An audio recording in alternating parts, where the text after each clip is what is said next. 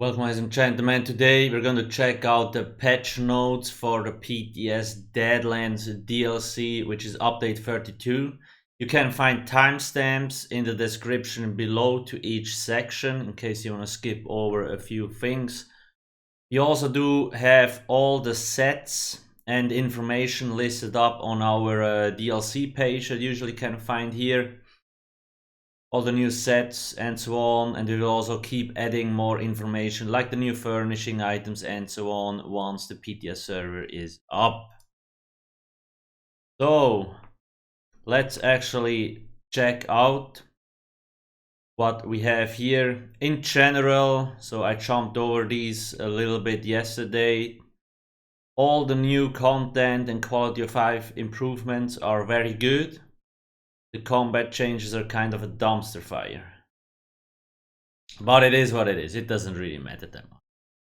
Quality of life stuff is really juicy. So let's see what they have to say. The Gates of Oblivion story reaches its climatic finale in the Deadlands DLC, The Way to Mehrunes Dagon, blah blah. Okay, yeah, sure. Basically the end of the Gates of Oblivion story. So the Deadlands DLC introduces several new item sets, collectibles, outfit styles, achievements, titles. Pretty much what we expect. And the base game introduces some exciting new features, including the new Armory system, very nice, which allows you to save character builds, curated item set drops to help better ensure you get items that are not yet unlocked. So you won't have to farm that much anymore. This is like crazy. New mythic items and Nvidia DLSS and DLAA support. Be sure to check out all the details. There are also a number of changes affecting combat and itemization, including some adjustment to proc sets and critical hit damage.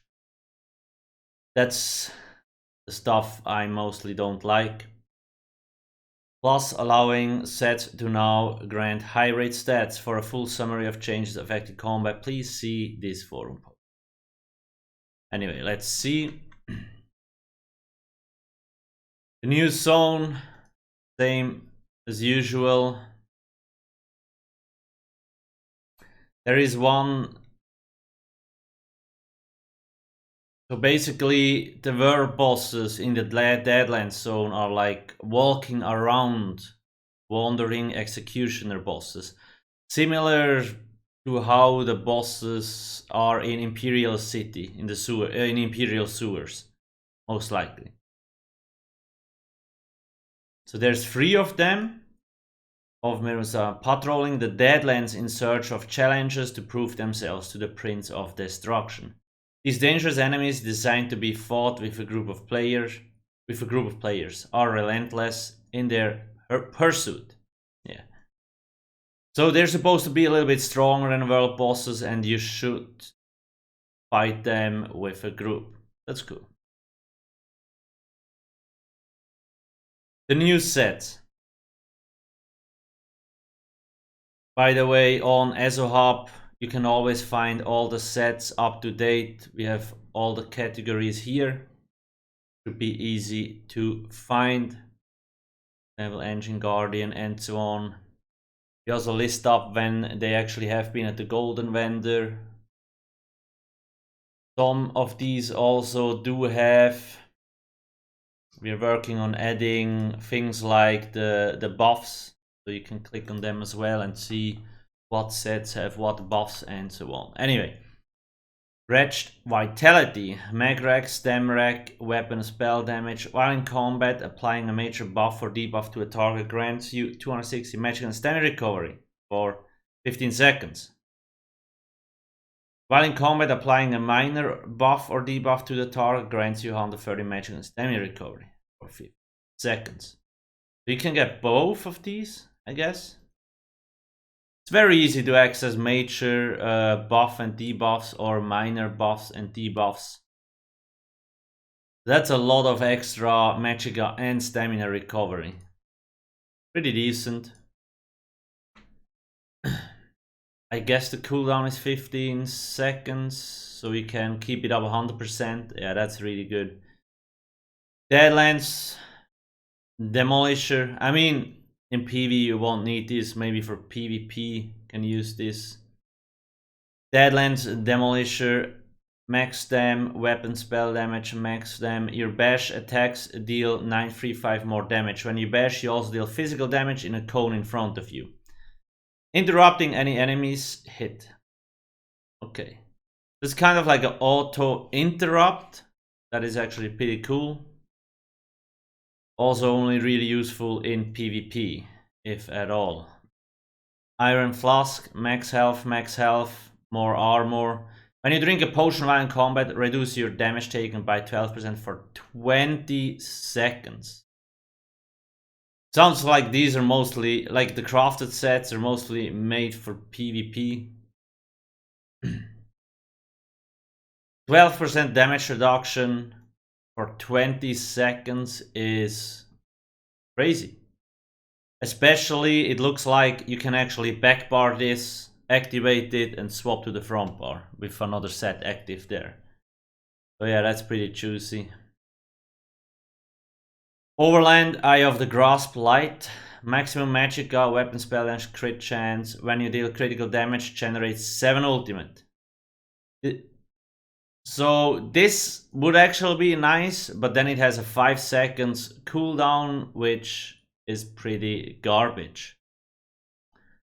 Exo's Ward. They always like... yeah, anyway. Critical chance, weapon and spell damage, critical chance. Dealing critical damage with a direct damage ability grants you a damage shield that absorbs 8177 damage for 6 seconds. Yeah. Useless.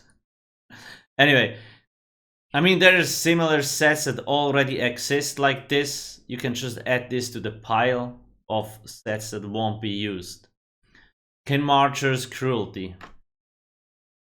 Max health, stem rack, armor. When you deal direct damage, you apply 1 of 5 random major debuffs to enemies within 8 meters of you for 18 seconds.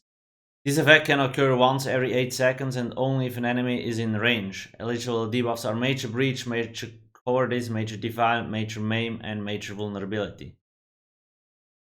I mean, you could make some fun builds with this, but is it really useful or better than other things? Not really, no. But again, these sets are not really meant to be like best in slot. They're mostly meant to be like alternatives to other stuff, so people have something to farm. So if you want to finish your sticker book, then yeah, it's cool. But other than that, I don't really see them, like these sets used, except maybe Iron Flask. 12% damage mitigation can be pretty good. New collectibles, outfit styles, dice, and so on. Achievements, new motifs, Ancient Daedric motif, and House Hexos motif. Okay, cool. New furnishings. Like always. So now we actually come to the cool stuff. The Armory system. So this is a complete new system. We already touched on this a little bit here in the news article, where you actually can save builds. You can see here in the image. It's pretty cool. Introducing the Armory, a new system that helps relieve the friction between switching or experimenting with your character's builds. The Armory allows you to save any of your custom character builds, remembering your gear, attributes, abilities, champion points, and even if you're a werewolf or vampire, but it won't save your Mundustone. You can then effortlessly load any of these saved builds in an instant. So this is pretty cool. Let's actually keep going. The Armory is free to all players. To get started, simply obtain the free Armory station from the Crown Store and place it in any of your homes. The Armory Assistant. So there is an Armory housing item that you can place, and then there is also an Assistant. It's also available for a separate purchase to access all the functions of the Armory outside of your home. So I guess you will have to buy him like the banker. Yeah. Note that you cannot save or load builds without interacting with an Armory station or talking to the Armory Assistant. It's interesting, actually in the live stream they mentioned that you won't be able to activate the Armory assistant in PvP trials and arenas. So the endgame players are very salty about that. Because, well, we do, like most people use add-ons on PC, which are called dressing room. They swap like skills, gear in an instant in the trial. So a lot of people thought we would get the same thing, but no, you can't. Again, I still feel like it's fine. It won't affect most of the player base. It's just for people really trying to progress and push scores. Fairly, well, annoying. But other than that, this will be way better than what we have now, which is nothing. Because the biggest pain, especially for people that don't play very often, is most of these people don't even remember what gear they had on, what attributes they set, what morphs they were using. So this really makes it a lot easier. Which is great, because you can save the build, you want to swap like from your PV character to maybe PvP with your guild, you can just go to the Armory and change it. Even Werewolf and Vampire can be turned on and off. The only thing that you can't do is like also swap the Mundus Stone instantly. I think the main reason they have done that is because otherwise you wouldn't have to buy the Mundus Stones anymore in the store. Otherwise it would be in here too. Because you can go to the Armory in the house, swap build, change the Mundus Stone in your house, which you bought for a crazy overpriced amount, and you're done. They also said that everybody, like each character will have 2 slots, and then you can purchase more in the store, which is fair, to be honest. It's similar to the outfit system. If you really want to have one character with a buttload of different setups, you can just purchase more Armory slots. So that's the first system. Gonna be amazing.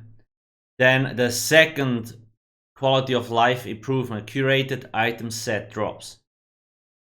Bosses and reward chests from arenas and incursions will now preferentially drop set items that have not yet been unlocked in your item set collection.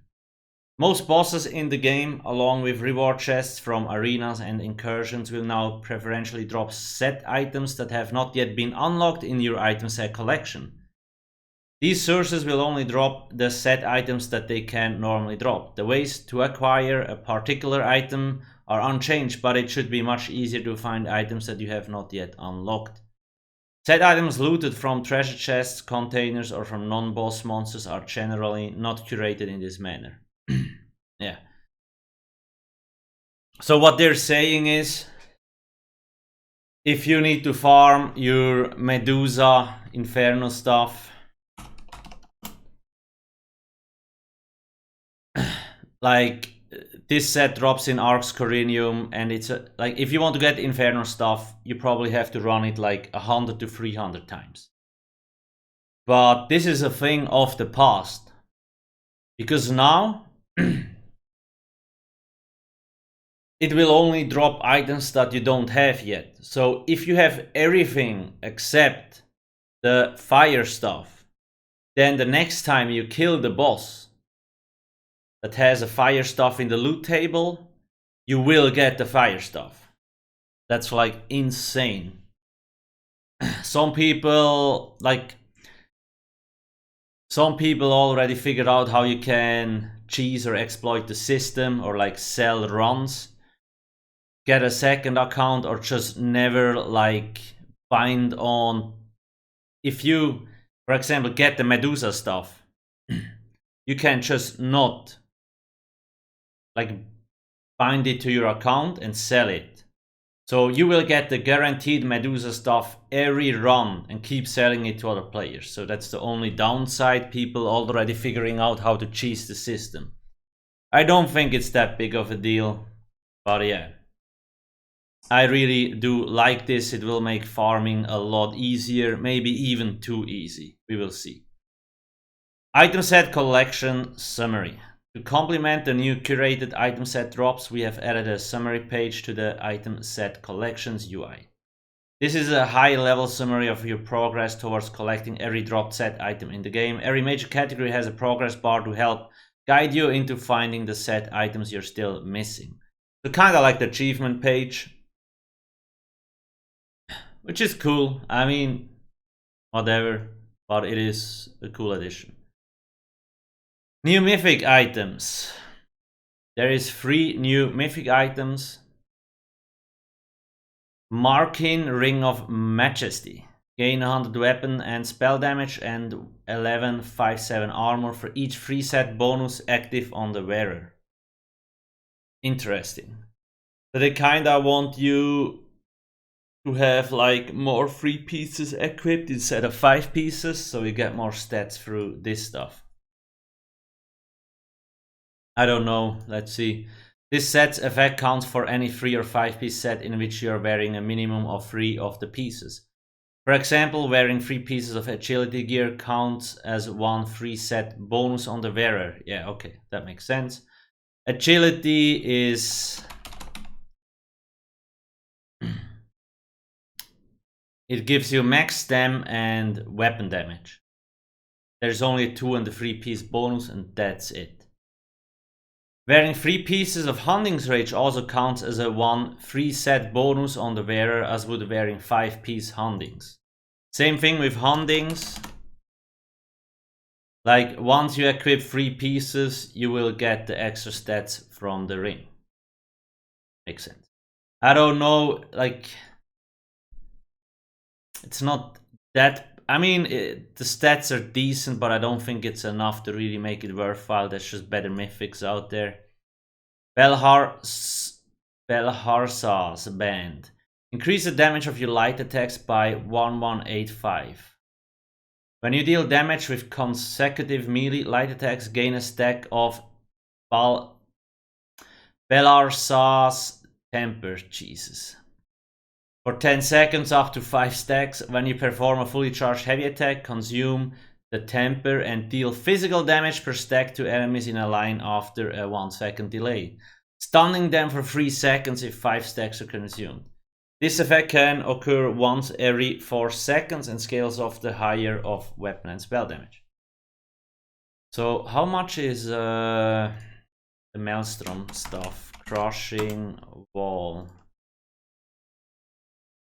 Your light and heavy attacks deal an additional 1353 damage. So if you have Crushing Wall and that ring, your light attacks are actually gonna deal a lot more damage. Then when you deal more light attacks, up to 5 stacks. When you perform, and then you have to do a heavy attack, deal damage. Oh, it only buffs light attacks but not heavy attacks. Yeah, I don't know. Doesn't really sound super exciting, but who knows. Spalder of Ruin. Activating Crouch toggles on and off a 12-meter aura of Pride. Activating Crouch toggles on and off. Up to 6 allies in the aura gain 260 weapon and spell damage. Okay. That's a unique buff, so that's pretty damn juicy. Reduce your weapon and spell damage by 130 for every group member benefiting from your aura. Okay. So this is actually pretty smart. The healer will get less weapon and spell damage. If you're in a group of 4 times 130. I wonder, let's actually see, developer comment. Only activating Crouch toggles Aura of Pride on and off. Exiting Crouch will not toggle. So okay, so you can crouch, it activates, you can go back into normal stance and it will keep it active. You have to crouch again to deactivate it. So I'm not sure, so it says up to 6 allies gain 260 weapon and spell damage.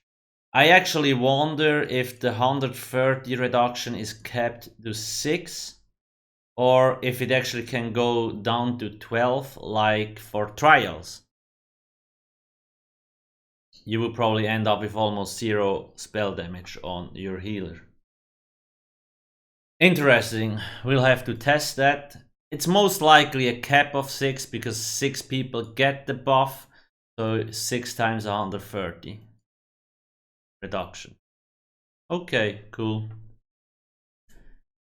So this could potentially be good. The other two, eh. Map updates. In update 32, active dark anchors and sky shards will now appear on your in-game map. Sky shard. Oh, okay. Active dark anchors will now display as active on the zone map when engaged, similar to Hero Stones and the Visual Geysers. Sky shards will now appear on the map and compass when you approach them, similar to other points of interest like way shrines and set stations. Okay, that makes a lot of sense. So you don't, like, once you get close, it might pop up. We actually do have, where is it? Pretty sure we do have a sky shard.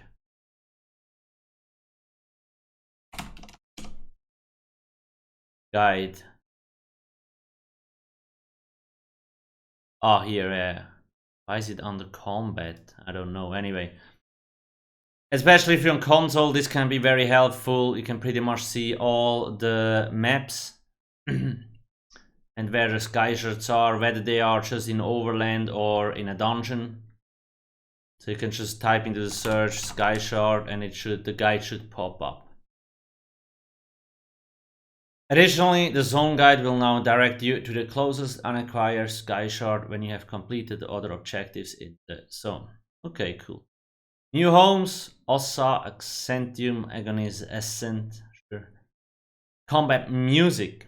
We have added a new combat music dropdown in the settings menu under audio. You will now be able to decide if you want to hear all combat music, only boss combat music, or no combat music at all. Sure, that's cool. New PvP mode. The Siege Stomper mode is acquired by combining Arena Gladiator proofs with an Arena Gladiator Revenge, available from War Researcher merchants in Cyrodiil. That's so much PvP content. Bang Rush must be happy. Nvidia DLSS and DLAA support. So the last update already brought multi-threading. I think I even put that onto alcasthq. Increase performance. Yeah, here. The multi-thread rendering. When you activate this, my FPS jumped about 2 to 3 times higher. It's insane how much of a difference this makes. And now they're saying we can get even more FPS. I mean, sure, I take it. In update 32, we are introducing support for Nvidia DLSS 2.2 and Nvidia DLAA. If you're playing ESO on a DLSS compatible Nvidia graphics card with compatible drivers, you will see these new options available in the video settings menu.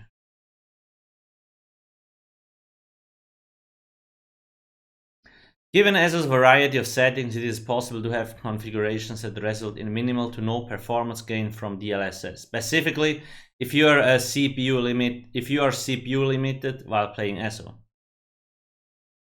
ESO drains so much CPU. Like, you could literally put the potato in your graphics card slot and ESO would still run. ESO is all about CPU. Gains are most likely to be seen while playing at higher resolutions such as 4K. With multi-threaded rendering enabled and GPU-intensive graphic settings enabled such as SSG. Likewise, you should not expect performance improvements by using Nvidia DLAA, as this was made available purely as a very high quality anti-aliasing option. So the I think that stuff is like the edges are smoother. And that's about it. Event testing. Okay, they're gonna test Undaunted Adventure. Templates are on the PTS. Rock Grove actually won't, because we are currently progressing this. They're nerving the second boss. A Death's Touch now deals less damage per tick. Decrease the negative effects on healing and shielding from. Graveborn now deals less damage. Let me actually quickly check somebody.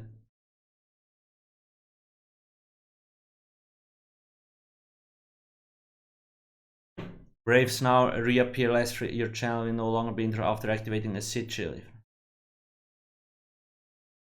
Yeah, okay, so this is interesting, but they also killed off Mystic Moist form. So I'm not sure we'll see. Anyway, more changes, whatever, for dungeons. My PC just blue screened. Anyway, let's get to the combat and gameplay stuff. Like I mentioned, all the new content, all the quality of life improvements are amazing. Combat and gameplay is where the dumpster fire starts. Very frustrating. Let's see what they have. Critical damage and healing now has a hard cap of 125%. Note that this value can go beyond 125%, but your critical strikes will not deal more than 125% damage. So, on your character stats sheet, you actually can go to 145%. And players will actually think they will have 145% critical damage value. But no, the cap is at 125. Very lazy implementation. Why doesn't it turn red and get stuck at the 125% so you know that's the cap? That, like, I don't understand. Currently, critical chance continues to remain the best stat in the game by a large margin in PvE due to no effective cap on the bonus and a large array of sourcing of critical damage and healing amplifications. Yes. Rather than nerfing the values of these sources across the board and hurting build choices that aren't overperforming, we have decided to add a ceiling to the effectiveness of critical potency to ensure the stat remains powerful, but doesn't continue experiencing power creep as we add more options to build for it in the future. This should have very low impact on unoptimized builds, while also reigning in groups who are coordinating many sources of these bonuses and producing extraordinary results. So this is like the easy way out, the band-aiding, the lazy fix, right?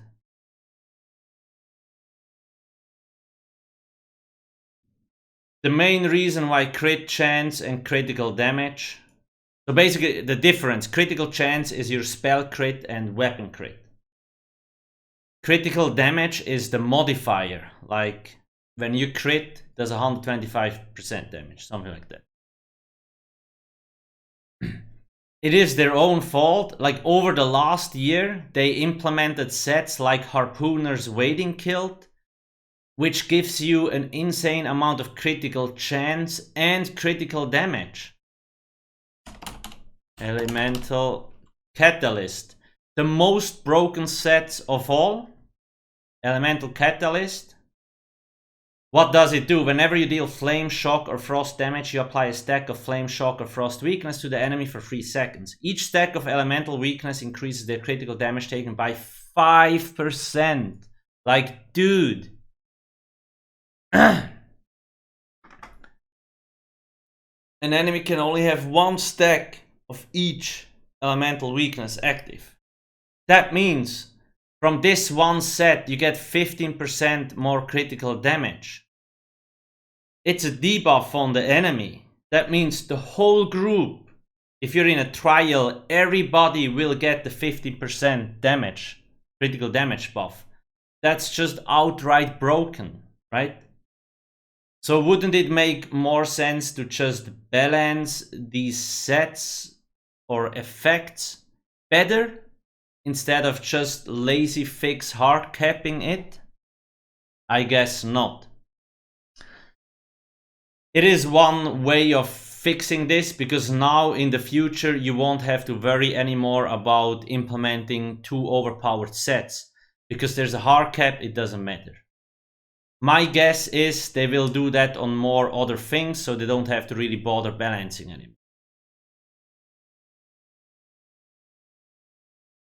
On another note, they wrote the combat preview like a few days ago. They also mentioned this here, in relation to this, we are also aiming our sights on reining in some of this power creep. That's been coming in the game as of late, particularly affecting PV. The dominance of critical hits in ESO is by no means new, despite the reduction to the overall sourcing of it. Not true. They didn't really reduce. I don't know. We are still seeing it win out by a significant margin when compared to other stats. Rather than outright nerving critical chance or potency and hurting builds that aren't really doing more than we expect, we have decided to move forward with a hard cap to critical damage and healing. So for all the OGs out there, this sentence probably made them laugh, because we know back in 1.3, like when the game launched pretty much, we actually had soft and hard caps. And they took those out of the game because it was limiting build diversity. And now they're putting the hard cap back in because it's limiting build diversity. Sure, things change. But yeah, not the way to go. The lazy fix, it's band-aiding. And we will probably see more of this. And if you don't read patch notes, you won't even know, because it's not like in your stat sheet, it's not even kept. Made the following adjustments to bash. Okay, it's a little bit slow. The damage scales with a mixture of your physical and spell resistance, plus 1 extra damage. Yeah, whatever.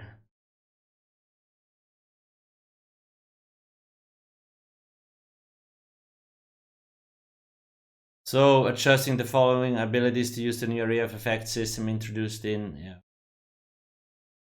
Abilities and item sets that heal, deal damage, or restore resources on a set frequency while in an area of effect will no longer display visual effects on each impact for targets. Yeah, okay, that makes sense. Oh, these are a lot of sets. Ooh, sure. These changes were done to help reduce combat clutter by utilizing these effects here.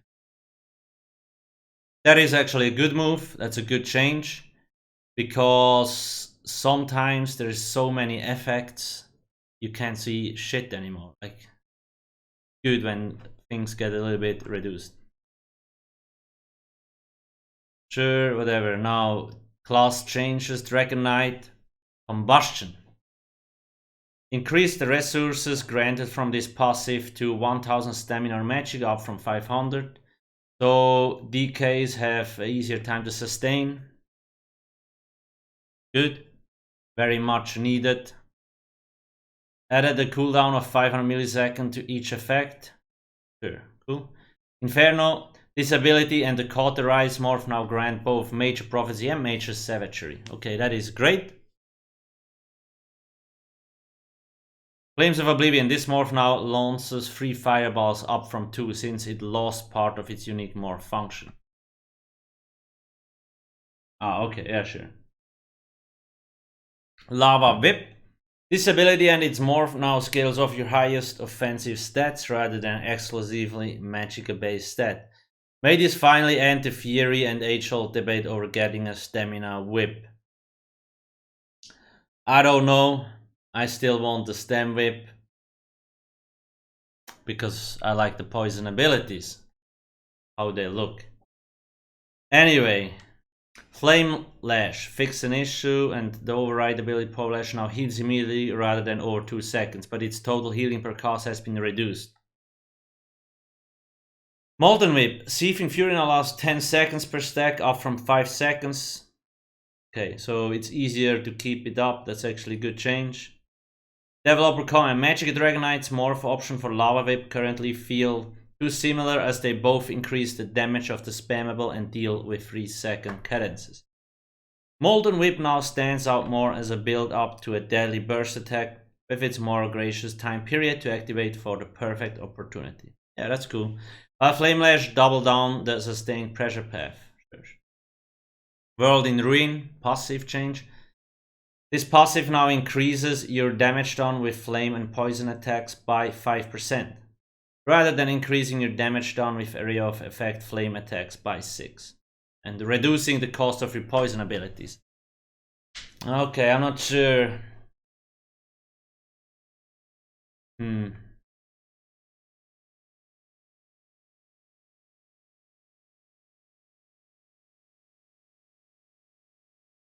Yeah, that will make stem sustain a little bit harder, but who plays stamina anyway? LOL. Arfen Heart, Ash Cloud disability and more now costs. Oh, interesting. Disability and its morphs now cost 378 Magicka every second while active, rather than having a massive upfront cost of 567. Keep it in cost per second relatively the same while removing the penalty of having to recast it. Yeah. So all ground-based effects, like when you place them and the boss moves away, you're like, well, shit, I just dumped like 6k Magicka into this, and now I have to reapply it. Goodbye Magicka. This will actually solve this issue. Cool change. The ability now takes 15 times over the duration, down from 16. Cool. Battle Roar, this passive now restores 50 health rather than 46. Sure, small change, but okay. Necro Boneyard, increase the damage of this ability and its morphs by approximately 10% per tick, since they tick 10 times instead of 11 after the change. Sure. Grim Focus, this ability and its morphs now grant 1% damage done per stack rather than 2% critical damage. I swear to God, this ability, over a span of a year, it got changed like 3 times. They really like to touch stuff. Right now, it gives you like 2% critical damage and critical healing. Next patch, it will give 1% damage done. This change was done to help ensure the class keeps up in damage after the introduction of the critical potency. Sure, makes sense, because they just completely shed on crit damage. Shadow, Path of Darkness, Twisting Path, this ability damage now scales dynamically with the highest of your offensive stats. Okay.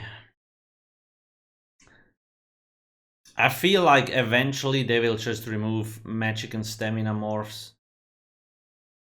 Because now you could use this on a stem build as well if you really want to, right? Which is fine. But it still costs Magicka. Sorcerer, Storm Calling, fix, whatever, then fix, change. Yeah, not much other changes here. Vampire, Moist Form. This ability and morphs damage reduction now only works against player attacks rather than any attack to prevent it from invalidating many threats in PvE counters. So this here is one of the other big boy lazy fixes. We don't know how to balance it, so let's just not make it work in PvE. This ability has been growing in popularity as a one-size-fits-all problem solver to many challenges in PvE areas that attempt to push the player to adjust their strategies, leading to many situations that trivialize difficulty or enforce the idea that players must be a vampire to do content. Muse form is meant to be used as a disengagement tool, and the current iteration is currently enabling it to be used as a stand your ground ability. Well, of course, if it gives 75% damage mitigation.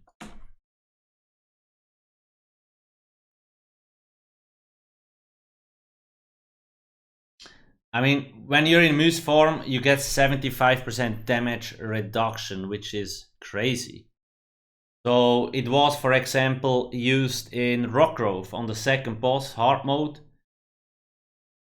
There was no other way. Like, Muse form was the only way to not die. Now, they actually said they nerfed the boss a little bit, so it might not be that painful anymore. But there was the only reason people used Muse form was because there was no other viable way of actually not dying. So once again, kinda their own fault. And now it's completely useless. Solo players, people that wanna play vampire builds in Overland, you can't use it anymore, it's completely useless now.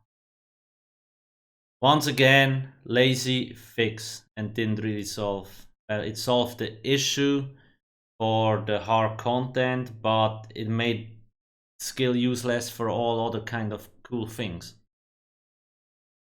Champion point system.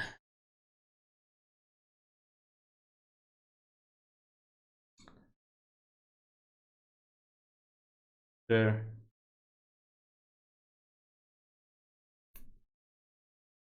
So the following rules will now be followed with item sets when applicable and has been applied to all existing sets.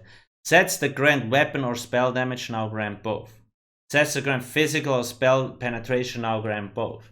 Sets that grant weapon or critical damage rating now grant both. So they want to make hybrids a little bit more viable, which is fine. As seen in recent updates, improving character hybridization has been a focus by the team in efforts to better bring to life the mantra of play the way you want. This is another large-scale effort done to help better realize that statement. Item sets should empower you to get excited to build and experiment different things and fit into your character in a myriad of ways. Item sets should empower you to get excited. And we have a hard cap. I guess not. Anyway. Item sets that scale off weapons damage, spell damage, max magic, and max stamina can now again critical strike. This is crazy. Now, let's read. Item sets that scale in order of magnitude or based on additional modifiers such as Relic or Psalm will not critical strike. Like, you can't make this shit up. So what they're saying here is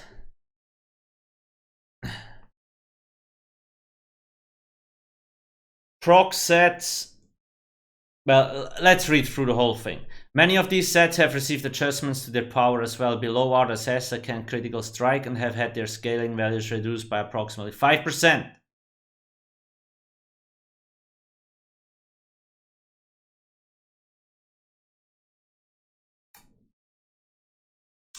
I don't know which one is a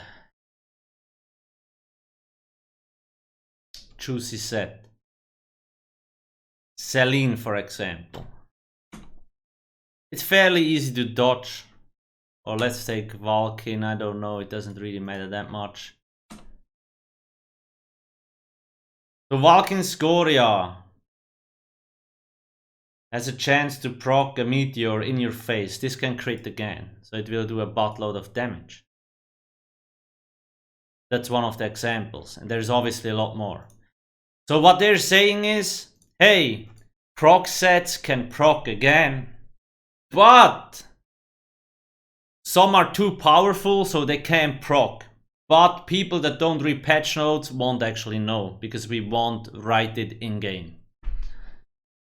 Like, let's create the new rule, but let's put a lot of exceptions, sorry. It's like, why not just adjust the power from Relican and Son? I don't know. It's again, like, I just don't understand. The main issue is, once again, people that don't read patch notes, or like, they won't know. So they might see other sets crit like crazy and then, oh, now I want to get Relican and see, and then you go farm, you put all the time in, and then you notice, oh, it won't crit. We might actually add this information here on the set page, like, hey, look, these sets can crit. Or for example, for PvP stuff, we made a list of sets that actually work in the no CP campaigns. So you know, hey, okay, all these work and the other stuff doesn't. So you don't create the set and then you go into the no CP campaign and it's like, shit, why does my set not work? Once again, band-aiding left and right. Developer comment. Now with the hard cap to critical damage and healing, as well as a new rule set that aims to diminish stacked item set burst potential, we're moving forward with re-enabling item sets to critically strike when applicable. We decided to only target sets that are made for builds that are already building higher than base critical chance, and have made additional changes to ensure they don't become outright better than flat stat sets. This should significantly help viability of these sets in PvE, while many of other targeted adjustments made should keep them reigned in PvP environments. We expect these values or rules may change over time, and we'll keep a close eye on it. So don't get me wrong, I do like that sets can critical strike again, makes them more viable in PvE, but why not just apply the rule to all sets? Just adjust these, like, there's only a handful of these sets that cannot crit. Why not just make them crit too? Lower the values, done. So people don't have to worry about, oh, does this set crit or does this set not crit? Next up, item sets that deal a burst of damage in 4 seconds or less now have a 1 second window after proccing that prevent similar item sets from activating. So this is basically done for PvP, where people loaded up 3 different proc sets and bam, 30k damage in your face and you're dead. This kinda will prevent this. Item sets that have innate counterplay, such as delays, minimum travel times, warning telegraphs have a 1 second or no cooldown, are exempt from this adjustment. Like Celine has a pretty good, how do you say it? It's very good telegraph. And it takes like 1.3 seconds to go off, so you can actually counterplay it. But some sets activate instantly and there is no counterplay.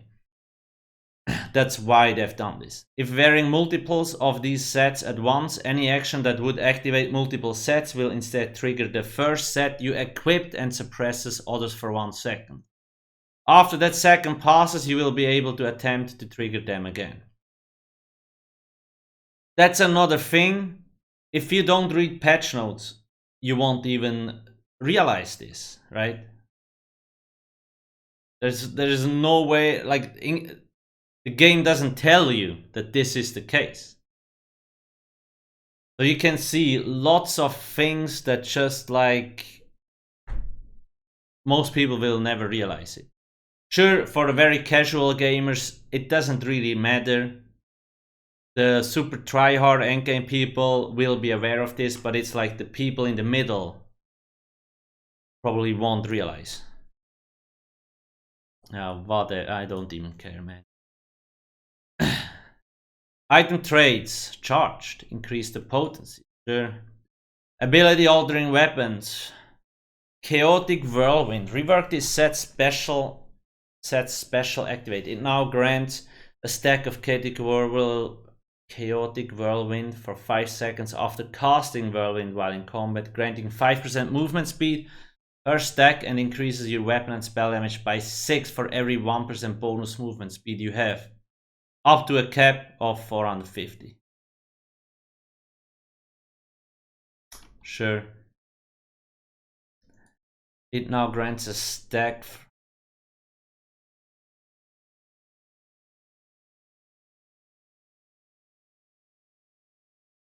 How many stacks can you have?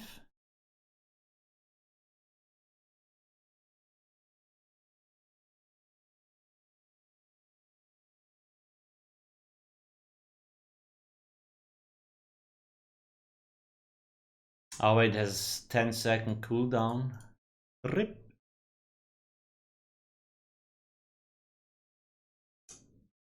Concentrated force. This set now requires, I don't know really. Maybe it's good, probably not. Concentrated force. This set now requires successive casts of force shock within 5 seconds of each other, up from 2, to allow for more breathing room in real combat rotation. Okay, that's cool. Crafted fixed an issue where acuity. This item now grants a stack of acuity for 4 seconds whenever you deal non-critical damage, granting you 20% critical chance per stack, up to once every half second. Wait, what? After this effect ends or reaches 5 stacks, it cannot occur again for 25 seconds.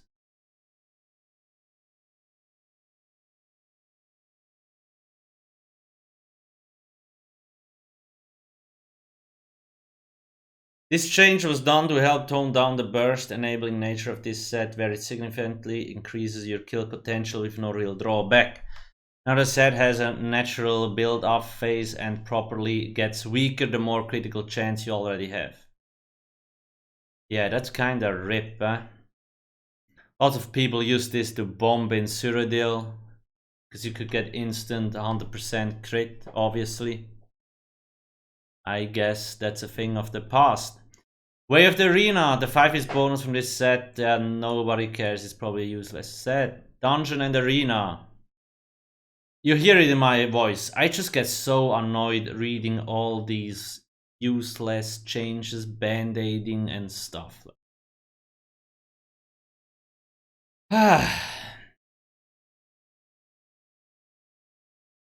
Mighty Glacier, sure. Magwrack, yeah. Monster Masks.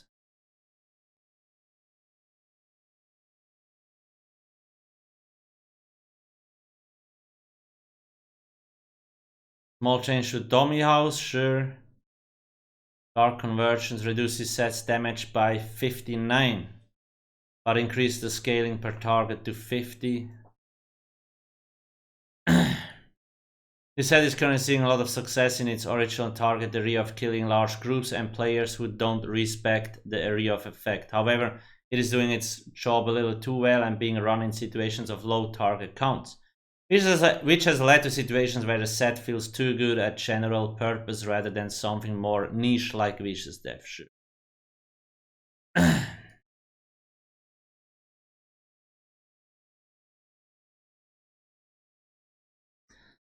Tyroria, this set now only procs off of light and heavy attacks rather than any source of single target direct damage.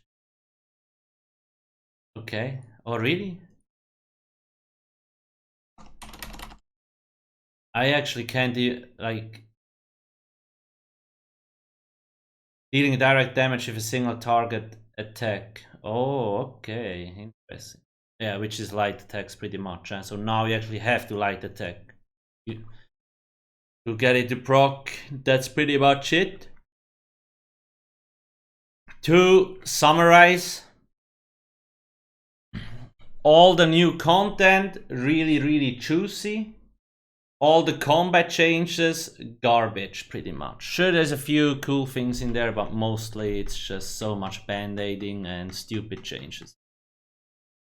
Like mentioned before, we will work on the DLC page. You can already find all the sets here. We will add all the furnishing items, outfits and stuff once the PTS is up. By the time you watch this video, it's probably already here.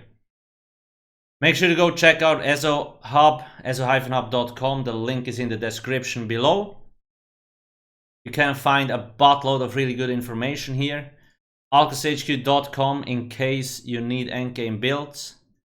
Wemer Automaton, the Discord bot, now present on 21,000 ESO servers, very nice.